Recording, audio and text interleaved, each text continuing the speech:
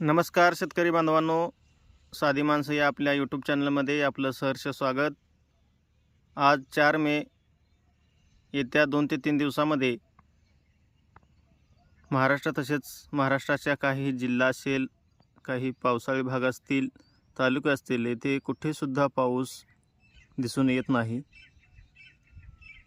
पावसाचा अंदाज महाराष्ट्रामध्ये 12, 13, 14 तारखेच्या पुढे दिसून येत आहे।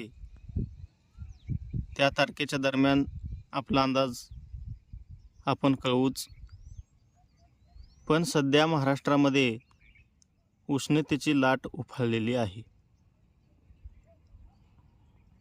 39, 40, 41, 42, 43 अगदी 44 इतकं तापमान महाराष्ट्रातील काही जिल्ह्यामध्ये सध्या वाढत आहे। त्यामुळे सर्व शेतकरी बांधवांना विनंती